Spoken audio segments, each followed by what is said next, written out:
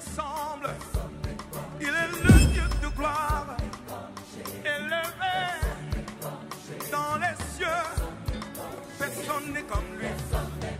Personne n'est comme lui. Personne n'est comme lui.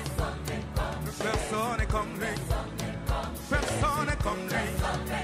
Personne n'est comme lui. Personne n'est comme lui. Voici, il vient. Au son de la trompette, chez vos chalets, brillant comme le soleil. Élève la voix, comme c'est le jubilé. Radio Sion, dansez. Voici, il vient. Voici. Demandez à celui qui est à vos côtés comment tu vas, comment tu te portes. C'est l'occasion de lui demander des nouvelles. Ça va? Amen. Gloire à l'Éternel. Nous bénissons le Seigneur pour le culte d'aujourd'hui et pour sa parole que nous allons partager ce jour. Je crois que le Seigneur a une édification pour toi aujourd'hui. Amen. Si tu le crois avec moi, dis Amen. Si tu le crois avec moi, dis Amen. Le Seigneur a une parole pour toi, pour t'édifier. Bien-aimé, la parole que je préparais aujourd'hui, lorsque je la préparais, je voyais même ma propre vie. Et je me disais, non, Seigneur, ce que tu es en train de m'enseigner à travers ce que je suis en train de lire, c'est exactement ce que j'ai vécu, mais aussi ce que je vais vivre demain. Amen. Cette parole m'a moi-même donné de l'espérance. Et j'espère qu'aujourd'hui, elle te donnera aussi de l'espérance. Dis à celui qui est à ta gauche, à ta droite, derrière, dis-lui, le Seigneur veut te donner de l'espérance aujourd'hui. À gauche, à droite, derrière. Celui qui boude, dis-lui bien. Même celui qui boude, tends-lui la main. Hein? Celui qui boude pour l'embêter, tends-lui la main. Amen. Le Seigneur veut nous donner de l'espérance aujourd'hui.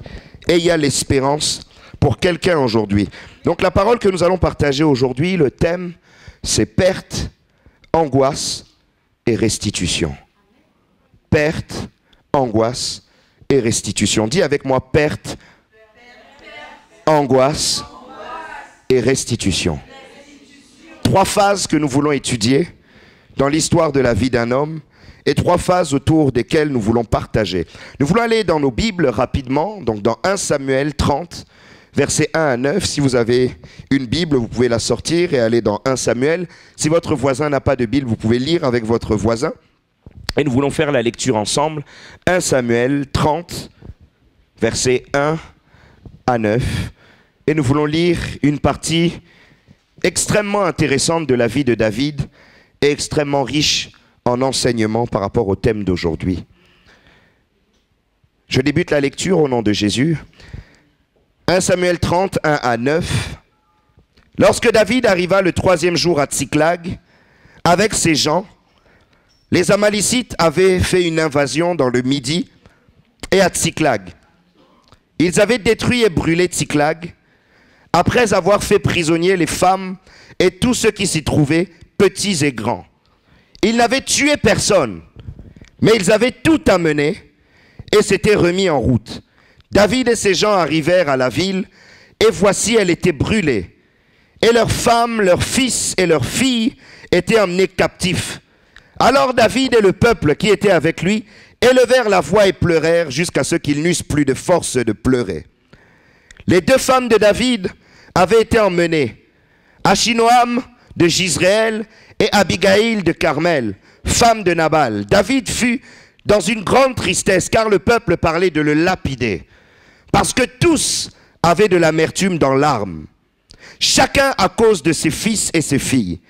David reprit courage en s'appuyant sur l'Éternel son Dieu. Il dit au sacrificateur Abiatar, fils d'Achimélec, apporte-moi l'éphod. Abiatar apporta l'éphod à David. Et David consulta l'Éternel en disant, poursuivrai-je cette troupe? L'atteindrai-je? L'Éternel lui répondit, poursuis, car tu atteindras et tu délivreras. Et David se mit en marche, lui et les siens et les 600 hommes qui étaient avec lui. Ils arrivèrent au torrent de Bessor, où s'arrêtèrent ceux qui restaient en arrière. Amen. Amen. Amen. Parole du Seigneur. Un moment crucial dans la vie de David. 3 jours après un voyage, David et ses hommes avaient laissé leur famille dans la ville qu'on appelait Tsiklag. Et 3 jours après leur retour, ils reviennent, ils retrouvent la ville pillée, la ville détruite, et toute leur famille et leurs biens enlevés. Enlevés par qui? Des Amalécites qui ont profité que le camp soit vide pour pouvoir faire une incursion et pour pouvoir tout prendre. Imaginez-vous des hommes de guerre, des hommes vaillants, et les soldats de David, on les appelle même les vaillants de David, des hommes costauds, des hommes redoutables. On nous parle même de certains de ces hommes qui réalisaient des exploits extraordinaires à la guerre, seuls à se battre face à une troupe de 10, 20, 30 personnes, seuls avec une arme, et qui détruisent toute une part de l'armée de l'ennemi. Des hommes guerriers redoutables. Mais rentrant chez eux et trouvant que leur famille est enlevée, se mettent à pleurer comme des enfants. Amen. Imaginez-vous des hommes, parfois de plus d'1m80, 1m90, des barbus, des hommes solides et forts, ne pouvant pas retenir leurs larmes à cause de ce qui leur a été enlevé, à cause de ce qu'ils ont perdu. Imaginez le désarroi qui envahit tellement les cœurs que les soldats fidèles de David commencent à changer leurs pensées et leur mentalité et se disent qu'ils vont lapider celui qu'ils prennent comme leur roi, celui qu'ils respectent comme un leader. Amen. Des périodes dans la vie où on perd des choses et là on a l'impression que tout se retourne contre nous et on a l'impression que notre monde s'écroule. Bien-aimés, il est important en introduction de revenir sur les raisons de ce désastre ou les raisons de ce drame ou de cet événement triste. Lorsque vous revenez sur les chapitres précédents et que vous allez dans 1 Samuel 27, 1 à 2, on nous parle de la décision de David d'aller vivre au pays des Philistins. La Bible nous dit ceci: David dit en lui-même, « Je périrai un jour par la main de Saül. Il n'y aura rien de mieux pour moi que de me réfugier au pays des Philistins, afin que Saül renonce à me chercher encore dans tout le territoire d'Israël. Ainsi j'échapperai à sa main. » Et David se leva, lui et les 600 hommes qui étaient avec lui. Et ils passèrent chez Akish, fils de Maok, roi de Gath. David, à cette époque, avait déjà été oint roi par Samuel. Mais David n'était pas encore sur le trône. Il y avait encore Saül qui régnait.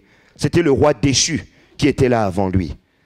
Et le roi Saül, sachant que David était l'élu de Dieu qui devait régner sur Israël, avait entrepris la démarche de tuer David. Et à plusieurs reprises, il essaya de le tuer. Et là, dans ce passage que nous venons de lire, David prend la décision seul, en son âme et conscience, de quitter le royaume d'Israël et d'aller au pays des Philistins pour que son ennemi Saül ne puisse pas l'atteindre. Amen. Mais dans la lecture que j'ai faite, nulle part on nous dit que David a consulté Dieu. Nulle part on nous dit que David a prié. Nulle part on nous dit que David a demandé la volonté de Dieu. Mais on nous dit quoi? David dit en lui-même: je périrai un jour par la main de Saül. Il n'y a rien de mieux pour moi que de me réfugier au pays des Philistins. Bien-aimé, personne ne l'a envoyé au pays des Philistins si ce n'est sa propre conscience. Il réfléchit en lui-même et il prit une mauvaise décision. Et Tsiklag, là où ils habitent, se trouve au pays des Philistins. Et c'est justement le prince des Philistins aux côtés duquel il est venu se soumettre, ce fameux Akish, qui lui donna cette ville en possession pour qu'il puisse y résider. Bien-aimés, combien de fois les décisions qui viennent de nos propres têtes et de nos propres consciences nous conduisent à la perte? Amen. Bien-aimés, Dieu l'a protégé depuis tout le temps où il a été oint et Saül n'a jamais réussi à le tuer. Où est passée sa confiance en Dieu? J'aurais aimé que David dise: je reste en Israël, l'Éternel est mon Dieu et c'est lui qui me gardera. Parce que le même David s'était levé face à un certain Goliath, étant plus jeune, et il n'eut pas peur d'un géant. Et avec une fronde, il le terrassa. Amen. Mais lui qui n'avait pas peur d'un géant, se mit à avoir peur d'un homme comme Saül, qui n'était même pas un géant, et qui pire encore était rejeté par Dieu. La peur nous fait prendre des mauvaises décisions. Et la décision de David a été une décision qui a coûté cher à sa famille. Parce que voilà David qui décide d'aller dans le pays des Philistins, et qui plus est, les Philistins étaient des ennemis d'Israël. Il va résider chez l'ennemi, il va résider chez les méchants, et il ramène toute sa famille et tous ses biens. Mais voilà que cette mauvaise décision se retourne contre lui-même et contre sa propre maison. Bien-aimés, faisons attention à nos décisions. Étant responsables de famille, faisons attention à nos décisions. Une petite mauvaise décision, et ça peut être en péril toute ta famille. Et tu peux te retrouver dans ce qu'on va appeler la perte. Amen. David a perdu ses proches. David a perdu ce qu'il avait de plus précieux. Mais tout ceci à cause d'une mauvaise décision. Et pire encore, cette mauvaise décision, perdre sa foi. Parce que lorsque vous regardez du chapitre 27 jusqu'au chapitre 30 que nous avons lu en introduction, David vit complètement dans la compromission. On nous parle à aucun cas David en train de prier. David, qui était un véritable adorateur et qu'on appelle l'homme selon le cœur de Dieu, a vécu pendant cette période de 1 an et 4 mois qu'il a vécu chez les Philistins une profonde crise spirituelle, une profonde crise dans la foi. Et pire encore, il a adopté le style de vie des Philistins et des Cananéens. Et on nous dit, dans 1 Samuel 27, 7 à 9, le temps que David demeura dans le pays des Philistins fut d'1 an et 4 mois. David et ses gens montaient et faisaient des incursions chez les Guéruchiens, chez les Girziens et chez les Amalécites, car ces nations habitaient dès les temps anciens la contrée du côté de Chour et au pays, jusqu'au pays d'Égypte. Écoutez bien ce que la Bible dit. David ravageait cette contrée, il ne laissait en vie ni homme ni femme, et il enlevait les brebis, les bœufs, les ânes, les chameaux, les vêtements, puis s'en retourner et aller chez Akish. Amen. Tellement qu'il vivait auprès de ces gens-là, il est devenu méchant comme eux. Et le voilà, David, lui qui est l'homme selon le cœur de Dieu, un homme qui craint Dieu, allant piller chez les autres et allant détruire la vie des autres. Bien-aimés, combien de décisions ne nous ont-elles pas envoyés vers la compromission? Des décisions d'amitié, des décisions de relations, des décisions de choix, parfois même de conjoints. Amen. Bien-aimés, il y a des vies brisées à cause de ces décisions-là. Combien de fois une mauvaise décision par rapport au choix du lieu d'habitation peut complètement perturber nos vies et nous déraciner par rapport à notre foi. Combien de fois des milieux que nous fréquentons, que nous ne devrions pas fréquenter normalement, vient nous pousser à prendre les mauvaises décisions et à ne plus vivre de la bonne manière. Le Seigneur nous a fait abandonner la vaine manière de vivre. Ce n'est pas pour y retourner. Comme l'apôtre Pierre dit, parfois, certaines personnes qui retournent au péché sont comme des chiens qui remangent ce qu'ils ont vomi. Bien-aimés, David, qui était loin avec Dieu, a remangé des péchés qu'il avait complètement vomis. Et il partit très loin dans cette compromission. Vous savez, généralement, les compromissions commencent par des petites choses. Mais après, ça grandit. Amen. David a commencé par piller les villes aux alentours, mais David est allé encore plus loin. Lorsque vous allez au chapitre 29 de 1 Samuel, vous allez voir que David se range aux côtés de Philistins pour combattre Israël. Akish demande à David, « David, rejoins-moi au combat et sois avec nous pour pouvoir combattre l'armée d'Israël. » Et David, qui est normalement le roi qui est oint pour régner sur Israël, se met à combattre le royaume dans lequel il est censé régner. Amen. Des mauvaises décisions dans la vie nous rendent aussi ennemis du royaume de Dieu. Combien ne connaissons-nous pas des chrétiens qui ont rétrogradé dans la foi et qui se mettent à vous dire « n'allez pas à l'église ». Nous en connaissons des chrétiens qui vous disent « ne priez pas ». Non, mais ils vous disent qu'ils sont chrétiens. Un jour, j'étais dans un salon de coiffure, dernièrement, il n'y a pas longtemps, j'avais une sainte colère. Une personne qui se dit évangéliste, qui se dit homme de Dieu, qui se met à casser les églises et à dire aux gens de ne pas aller là-bas. Je le regarde, je me dis, mais quel type d'individu? Amen. Mais c'est quelqu'un qui était tellement dans la compromission qu'il veut détruire le royaume dans lequel il est censé régner.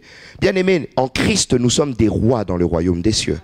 Est-ce que vous le savez que nous sommes co-héritiers du royaume des cieux avec Christ? Nous sommes censés régner avec lui. Mais si nous combattions le royaume dans lequel nous sommes censés régner, mais nous sommes dans une profonde compromission. Amen. Bien-aimé, en tant que membre du royaume des cieux, je ne peux jamais combattre une église. Je ne peux jamais combattre une assemblée. Je ne peux jamais combattre la foi de quelqu'un. Bien au contraire, je chercherai toujours à l'édifier. Mais bien-aimé, lorsque nous allons vers la compromission, nous oublions cela. Et souvent, les chrétiens rétrogrades n'aiment pas l'église. Amen. Combien de milieux où moi je suis pasteur, et dès que je dis je suis pasteur, vous voyez des gens qui vous regardent d'un coin de l'œil. Et quand vous grattez un peu, vous voyez que ces personnes-là, un jour, étaient dans la foi. Mais un jour, ont décidé de tourner le dos et ont combattu ceux que, hier, ils devaient défendre. Amen. Attention à nos décisions. Et David devint un mercenaire. La Bible nous dit dans 1 Samuel 29, 1 à 2, « Les Philistins rassemblèrent toutes leurs troupes à Aphek, et Israël campa près de la source de Jizréel. Les princes des Philistins s'avancèrent avec leurs centaines et leurs milliers, et David et ses gens marchaient à l'arrière-garde avec Akish. » David marche avec le roi des Philistins contre son propre royaume. Vous savez, il est très très grave dans une armée lorsqu'on retourne les armes contre son propre pays. Amen. Dans la loi martiale, ça vaut même de la prison à perpétuité. Et aujourd'hui, en France, on parle même de la déchéance de la nationalité et de rendre une personne apatride parce qu'elle aura retourné les armes contre sa propre nation. Amen. Mais David, à ce moment-là, voulait le faire. Mais gloire soit rendue à Dieu, parce que lorsque nous voulons faire les pires compromissions de nos vies, je voudrais vous dire que Dieu nous aime. Je voudrais dire que Dieu nous empêche d'aller trop loin. Souvent, lorsque nous voulons commettre l'irréparable, il y a une voix qui vient vous dire, là, arrête-toi. Recule un petit peu. Et là, ce qui s'est passé, c'est que Dieu a utilisé tous les autres princes philistins pour dire à Akish, ne laisse pas David venir avec nous.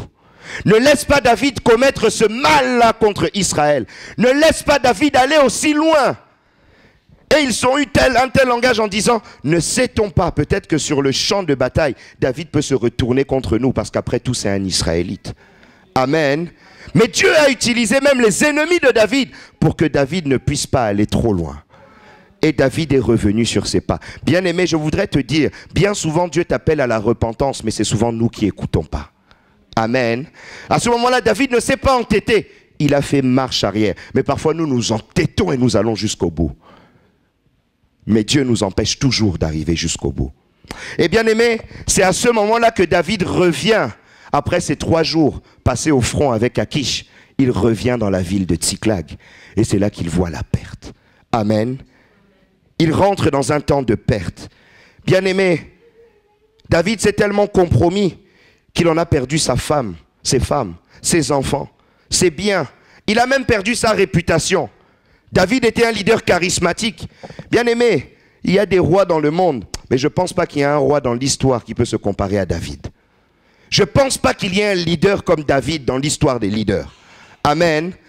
Le plus grand leader, hormis les prophètes, mais le plus grand leader en tant que roi, c'est David. Et David est une référence à tel point qu'on associe le nom de Christ à David. On l'appelle le fils de David. Quand vous vous souvenez de l'histoire de Bartimée, Bartimée l'aveugle, lorsqu'il croise de David, Jésus, il fait « Jésus, fils de David ». Bien-aimé, aujourd'hui encore, nous parlons de David. Nous, on voit les personnages bibliques comme des personnages qu'on lit simplement comme ça. David, c'était quelqu'un d'important. Mais quand vous vous imaginez qu'un leader aussi fort, ses alliés et ses guerriers autour de lui veulent se retourner pour le lapider, vous vous dites que la situation est vraiment une crise. Amen. Il en a perdu sa réputation, il en a perdu sa crédibilité, il en a perdu son leadership et il ne lui restait plus que ses yeux pour pleurer. Et souvent dans les temps de perte, c'est ce qui nous arrive. C'est que lorsque nous perdons tout, nous nous sommes compromis dans le monde, nous sommes allés loin de Dieu, nous avons perdu des choses. La seule chose qui nous reste, c'est les larmes. Amen. Parce que nous n'avons même plus la force de nous dire, on va aller récupérer, mais vous avez la culpabilité. Et je pense que David devait se dire, mais si je n'étais pas allé auprès d'Akish au front, les Amalécites ne seraient pas venus nous attaquer. Amen. C'est là qu'on commence à faire régner le règne des si. Amen. Dans le royaume de ceux qui ont perdu, le si est roi. Si je pouvais, si j'avais fait, si j'avais décidé, si j'avais fait autrement. Et bien aimé, Toutes ces phases-là nous font rentrer dans une profonde angoisse. Tout ça parce que David a ouvert la porte à l'ennemi. Bien-aimés, je voudrais vous dire que nous avons un ennemi. Est-ce que vous êtes conscients? Nous avons un ennemi, Satan. Amen. Dis à celui qui est à côté, tu as un ennemi. Que tu le veuilles ou non, que tu sois gentil ou méchant, tu as un ennemi. Dis à celui, dis-lui, Satan est ton ennemi. Dis-lui, peut-être qu'il croit que c'est des semblants. Satan, c'est ton ennemi. Il rigole pas, Satan. Amen. Oui, on dit Satan seulement comme ça. Satan, il rigole pas. C'est ou c'est toi ou c'est lui. Il ne vient que pour piller, égorger et détruire. C'est sa mission. Lui n'attend que ça. Et il attend seulement qu'on lui donne des opportunités. Et je voudrais vous dire que dans cette histoire, Amalek, c'est l'image de Satan. Amen. Amalek représente le rôle de Satan dans nos vies. Et lorsque vous lisez l'étymologie et le nom d'Amalek, c'est un peuple qui n'a pas été choisi au hasard. Amalek, ça veut dire celui qui réside ou ceux qui rôdent dans la vallée. Et lorsque vous parlez de la vallée dans la Bible, c'est toujours quelque chose qui a une connotation négative et quelque chose lié aux ténèbres. Quand je traverse la vallée de l'ombre et de la mort, je ne craindrai aucun mal, car ta houlette et ton bâton me... Bien-aimé, la vallée, c'est quelque chose souvent de ténébreux. Lorsque vous allez dans Genèse 26 et que vous méditez l'histoire Isaac, vous allez vous rendre compte que c'est dans la vallée que Isaac avait tout perdu. Amen. Lorsqu'il avait été chassé de Guéra, c'est dans la vallée qu'Isaac a souffert. Et lorsque vous parlez de la vallée de la Bible, c'est toujours des moments difficiles et arides. Mais eux habitent dans l'aridité. Bien-aimés, qui habitent dans les lieux arides, si ce n'est Satan et ses démons? Amen. Et lorsque vous lisez l'histoire d'Amalek, la Bible nous parle d'un peuple d'une méchanceté particulière. La Bible nous dit dans Deutéronome 25, 17, 18, « Souviens-toi de ce que fit Amalek pendant la route, lors de votre sortie d'Égypte. Comment il te rencontra dans le chemin et sans aucune crainte de Dieu, tomba sur toi par derrière, sur tous ceux qui se traînaient les derniers, pendant que tu étais là et épuisé toi-même. » Amen. Amalek, c'est quelqu'un qui est fourbe, c'est un peuple fourbe, ils attaquent par derrière. Lorsqu'Israël sont sortis d'Égypte, Amalek directement a attaqué Israël. Et vous rencontrez cette histoire, c'est lorsqu'on nous dit que lorsque les mains de Moïse étaient levées, Israël gagnait, lorsque ses mains se baissaient, Israël perdait, et c'était Josué qui était au front. Je pense que nous connaissons toute cette histoire. L'ennemi, là, c'était Amalek qui avait attaqué par surprise. Et l'histoire d'Amalek, dans l'histoire juive, Amalek, c'est un peuple qui n'a jamais arrêté de combattre Israël. Et quand vous regardez l'histoire, Amalek, c'est l'un des descendants d'Ésaü. Et Ésaü a toujours voulu récupérer son droit d'aînesse auprès de son frère Jacob. Et du coup, cette histoire-là de dualité et de confrontation a continué jusque dans la descendance. Amen. Et Amalek ont combattu contre Abraham dans Genèse 14. Ils ont combattu contre Israël à Réphidim dans Exode 17, 8. C'est ce dont je viens de vous parler. Ils ont encore combattu Israël au temps des juges. Donc au temps d'Éhoud, dans Jude 3, 13. Ils ont été alliés des Madianites au temps de Gédéon. Ils ont encore combattu Israël. Dans Juge 6, 3. Ils ont battu Saül. Dans 1 Samuel, ils ont été battus par Saül. Donc dans 1 Samuel 14, 48. Et une deuxième fois encore dans 1 Samuel 15, 7. Bien aimés, ils sont encore revenus encore. Saül perdit sa couronne à cause d'Amalek. Pourquoi? Dieu avait dit d'exterminer tous les Amalécites, mais Saül les a laissés. Et Saül a été rejeté par Dieu à cause de ça, toujours Amalek. Et pour finir, parce qu'on ne termine jamais avec eux, on va dans le livre d'Esther. Aman, celui qui voulait détruire tous les Juifs, c'était un descendant d'Amalek. Amen. Il y a des ennemis comme ça qui reviennent toujours. Et ce peuple ressemble au diable en 3 choses. La première des choses, c'est que le but du diable est de tout nous voler et de tout détruire dans nos vies. Et quand vous allez dans Jean 10, 10, j'en ai parlé, le voleur ne vient que pour dérober, égorger et détruire. Moi, je suis venu afin que les brebis aient la vie et qu'elle l'ait en abondance. Amen. Amen. Le but d'Amalek et le but du diable, c'est de seulement nous détruire. La deuxième des choses, Amalek sont des rôdeurs. Il rôde et il cherche des opportunités et c'est souvent nous-mêmes qui lui ouvrons la porte. Et lorsque vous allez dans 1 Pierre 5,8, la Bible nous donne cette recommandation. Soyez sobres, veillez. Votre adversaire le diable, dites avec moi, votre adversaire le diable, rôde comme un lion rugissant, cherchant qui il dévorera. Amen. Le diable rôde et Amalek rôde. Pendant 3 jours où David n'était pas là, Amalek devait chercher à regarder. Ils sont là, ils sont pas là. Est-ce qu'ils sont là? Est-ce qu'ils sont pas là? Ah, là, vraiment, ils sont pas là. On y va.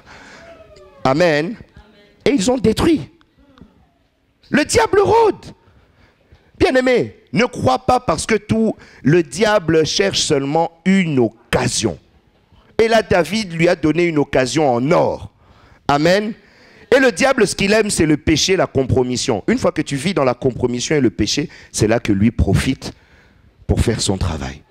Et le troisième point de similitude, c'est que lorsque le diable trouve nos vies vides, et que ces démons trouvent nos vies vides, il n'hésite pas à attaquer et à venir coloniser nos vies. Amen.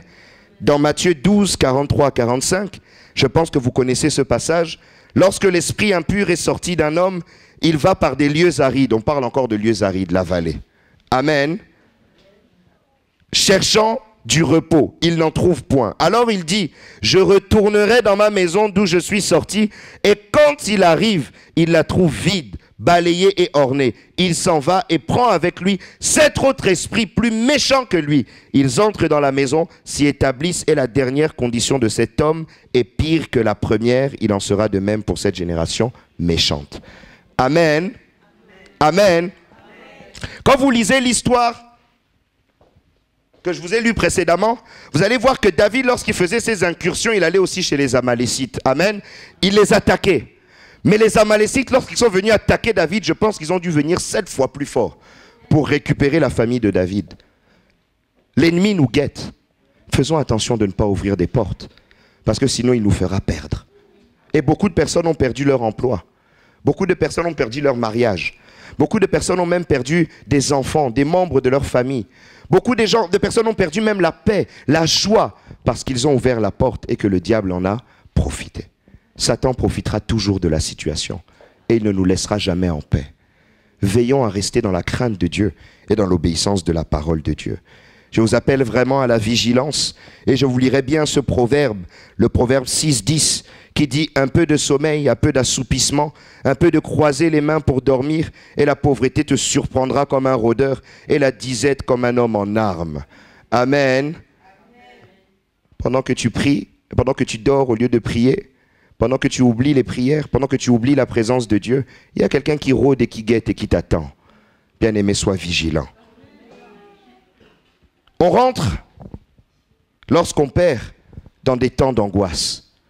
Qu'est-ce que c'est l'angoisse? Pour définir l'angoisse, ce que le dictionnaire nous dit, c'est que c'est une grande inquiétude, une anxiété profonde, née d'un sentiment d'une menace imminente mais vague. Amen. On a perdu quelque chose, mais on est tellement dans des incertitudes par rapport à ce que l'on a perdu, qu'on se sent menacé, on est angoissé, on n'est pas en paix. Amen. On nous dit également que c'est un sentiment pénible, d'alerte psychique et de mobilisation somatique devant une menace ou un danger indéterminé et se manifestant par des symptômes nérovégétatifs caractéristiques. Pour vous dire quels sont ces symptômes, ce sont les spasmes, la sudation, la dyspnée, l'accélération du rythme cardiaque ou les vertiges. Bien-aimé, lorsque tu es dans on se rend compte que l'angoisse est bien plus qu'un sentiment, c'est un état. Un état dans lequel tu n'as pas la paix. Un état dans lequel ton cœur bat vite. Un état dans lequel tu transpires pour rien. Tu n'es pas tranquille. Tu ne te sens pas bien parce que tu as perdu des choses. Tu rentres dans un temps d'angoisse. Tu es anxieux. Vraiment, tu te sens comme si l'esprit est lourd, comme si la pensée est lourde. Parce que tu es dans un temps d'angoisse. Combien ici sont angoissés ou dans une profonde dépression parce qu'ils ont tout perdu? Parce que le diable leur a arraché des choses.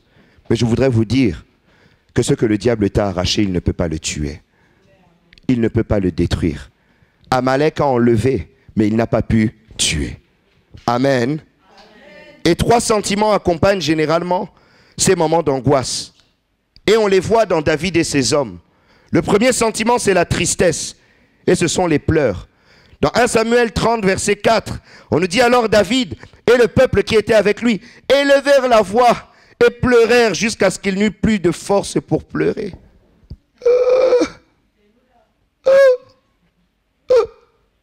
Jusqu'à je ne sais pas quelle heure. Amen. Il ne voulait pas s'arrêter. Il n'arrivait pas à s'arrêter de pleurer. Et bien souvent, lorsque nous sommes dans un état de perte, nous avons l'impression que les pleurs et la tristesse sont une consolation. Tu t'accapares la tristesse. Non, comme si la tristesse te donnait de la joie. Bien aimé, la tristesse te détruit. Un jour, nous avons été à un deuil avec le diacre Félicien. Et il y avait une dame qui était tellement triste. Elle avait perdu un proche. Bien aimé, on perd tous des proches, mais il y a des gens quand même qui exagèrent. Amen. Elle se met à côté de la tombe, mais commence à dire « Jetez-moi avec lui, jetez-moi avec lui ». Les amis l'empêchent « Jetez-moi, jetez-moi ». Les amis l'empêchent. Au bout d'un moment, il y a un frère qui le regarde, je fais « Allez, vas-y, saute ». Amen. La tristesse peut nous pousser à faire n'importe quoi, à pleurer n'importe comment et à nous laisser aller. Je voudrais dire, bien aimé, dans les temps d'angoisse, ne cède pas à la tristesse. Ne laisse pas la tristesse envahir ton cœur. La Bible dit, la joie du Seigneur est ma force. Amen. La joie du Seigneur est ma force. Même si les temps d'angoisse veulent arriver, bien aimé, tu les chasses et tu appelles la joie. Amen. Parce que la tristesse nous détruit. La deuxième des choses, c'est la violence. Et lorsque vous allez au verset 6 de 1 Samuel 30, on nous parle du peuple qui voulait lapider David. Amen. Bien aimé, les temps d'angoisse peuvent nous rendre violents. On a perdu, on en veut à la terre entière. On veut se venger sur tout le monde. Même celui qui ne t'a rien fait, il prend. Amen. Tu as perdu ton travail, tu vas prendre le métro, on te marche sur le pied. Les amis, la violence ne résout rien. Eh bien, au contraire, la violence te poussera à faire un geste inconsidéré qui détruira ta vie. Vous vous imaginez les amis de David, s'ils avaient lapidé leur leader, ils ne seraient jamais devenus généraux. Parce que des années après, lorsque David est monté sur le trône, ce sont ces mêmes hommes qui sont montés avec David. Amen. Je voudrais vous dire que la violence fait lapider ta destinée. La violence détruit ta destinée. Parce que ces hommes, par lapidation, auraient pu tuer leur destinée et ne jamais avancer dans la vie. Bien aimé, on a toujours le choix de ne pas aller trop loin. Amen. Tu as l'impression que tu as perdu ton mariage, tu te venges, tu envoies des gens pour frapper ton mari, pour frapper ta femme. Mais bien aimé, comment tu vas recoller les morceaux? Et même si Dieu veut restaurer, bien aimé, tu tues tellement ta destinée que Dieu ne peut plus faire. Amen. Amen. Mais ce dont on parle, ce sont des réalités. Dans l'amertume liée à l'angoisse, nous faisons des choses inconsidérées. Je voudrais te dire, ne cède pas à la violence. Lorsque la violence arrive, tu appelles la paix de Dieu. Tu appelles la douceur de Christ. Il est l'agneau de Dieu, un agneau c'est doux. Amen. Gloire à l'Éternel. La troisième chose, c'est l'amertume. Et on nous dit, toujours au verset 6, qu'ils avaient tous de l'amertume où? Dans l'âme. Bien aimé, il y a des gens qui ont tellement perdu dans la vie et sont tellement dans des angoisses, ils sont devenus amers. Bien aimé, ils sont amers avec tout le monde. Une âme amère. Bien aimé, même si tu lui dis, bon, on était au culte, hein, pasteur Christian a prêché, c'était trop bien. Il va vous dire, n'importe quoi, lui vraiment, amer. Amen. Il y a des personnes amères. Tu es bien habillé et tout, tu es beau ou tu es belle. Tu te présentes, alors comment je suis? Vite fait, hein. Vite fait. Amen. Des gens amers. Ils ne savent même pas encourager les autres. Ils ne peuvent même pas dire quelque chose de gentil. Amen. Tu as fait un beau mariage. Bon, son mariage, il n'y avait rien de spécial. C'est vite fait. Amer. Amen. Ne soyons pas amers. En argot, l'amertume, on appelle ça la rage. Des gens qui sont rageux. La rage qui vient au fond. La chorale a bien chanté. Moi, je chante mieux que... Bien-aimés, ne cédons pas à l'amertume. L'amertume nous détruit. Là, nous rigolons, mais l'amertume détruit des vies. Quelqu'un qui est amer, comment il peut avoir des amis? Comment on peut soutenir quelqu'un d'amer? Comment on peut bénir quelqu'un d'amer? Comment même on peut fréquenter quelqu'un d'amer? Tout le monde va te fuir. Bien-aimé, lorsque l'amertume arrive, tu la chasses au nom de Jésus. Au nom de Jésus. On bannit l'amertume.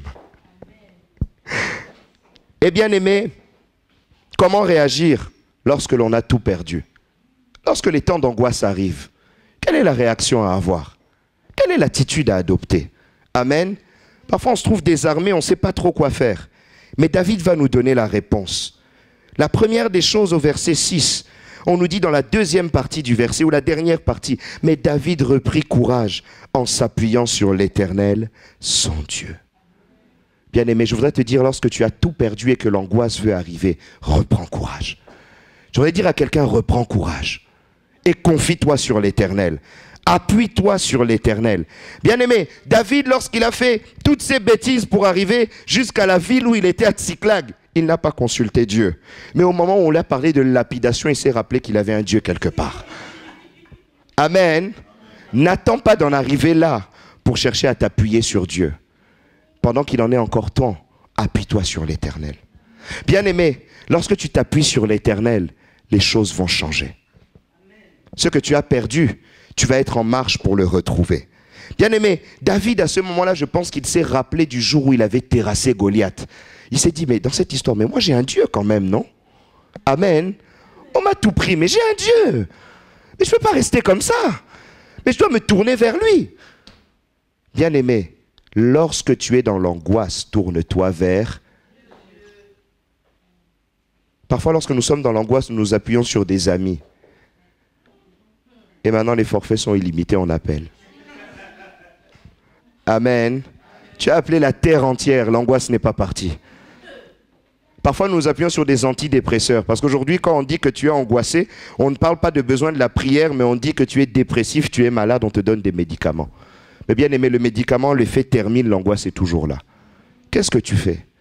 Bien aimé, la foi, confie-toi en Dieu. Confie-toi dans l'Éternel. Bien aimé, relève la tête parce que l'Éternel est vivant. La deuxième chose que David fit, au verset 8, David consulta l'Éternel. On nous dit, et David consulta l'Éternel en disant, poursuivrai-je cette troupe?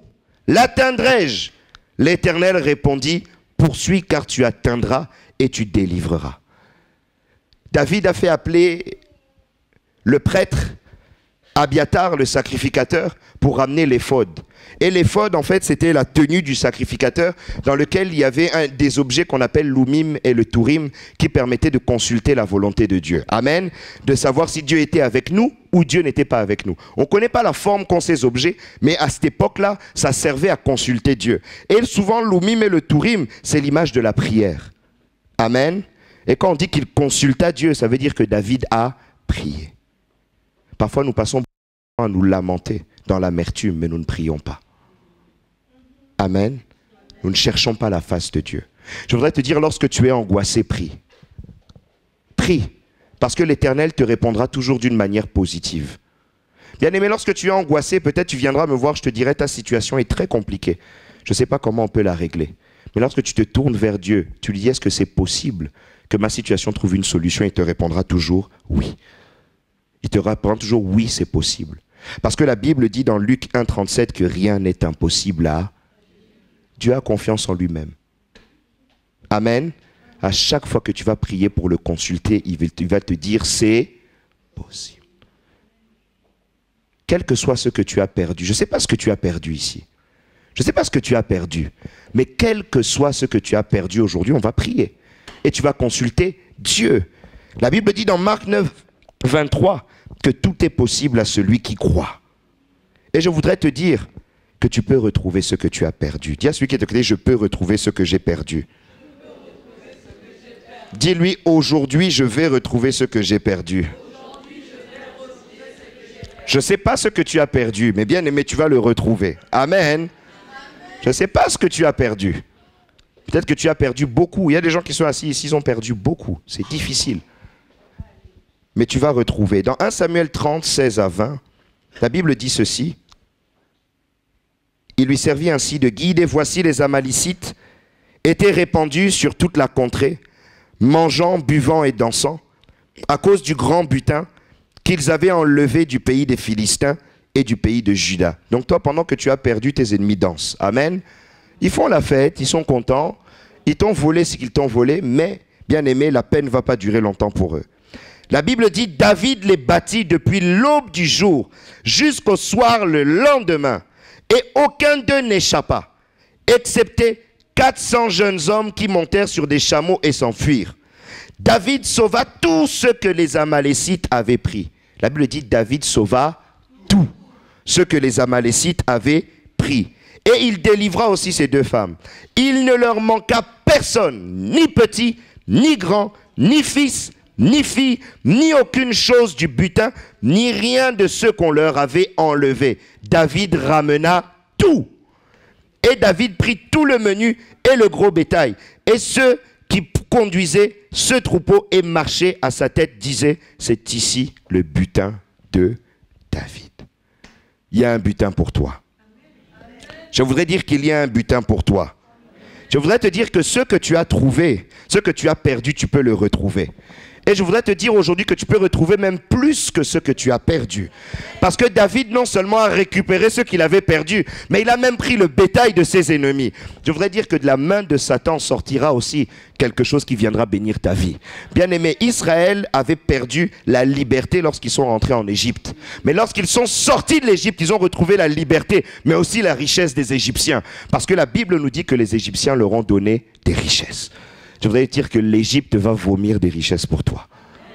Quel que soit ce que tu as perdu, tu récupéreras plus. Et je voudrais te dire également pour terminer que David ne s'est pas arrêté à récupérer et à vivre dans la restitution. David est allé encore plus loin. Il est devenu une source de bénédiction pour les autres. Et lorsque nous faisons cette dernière lecture, versets 26 à 31, de retour à Tsiklag, David envoya une partie du butin aux anciens de Juda et ses amis en leur adressant ces paroles. Voici pour vous un présent sur le butin des ennemis de l'Éternel.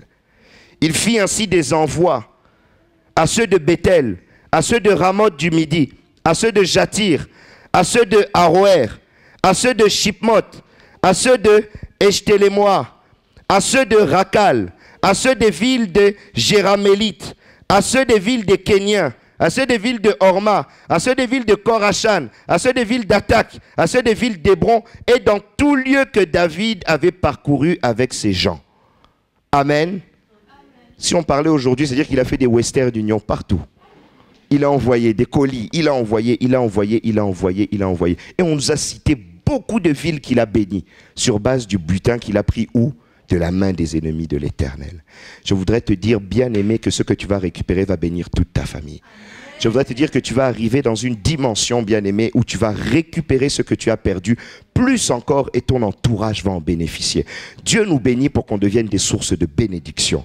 Bien-aimé, je voudrais te dire, bien-aimé, que ce que tu récupéreras de la main de l'ennemi, ta vie n'est pas finie. Je voudrais te dire, ta vie n'est pas finie. Ce n'est pas fini. Tu peux encore récupérer. Que Dieu te bénisse.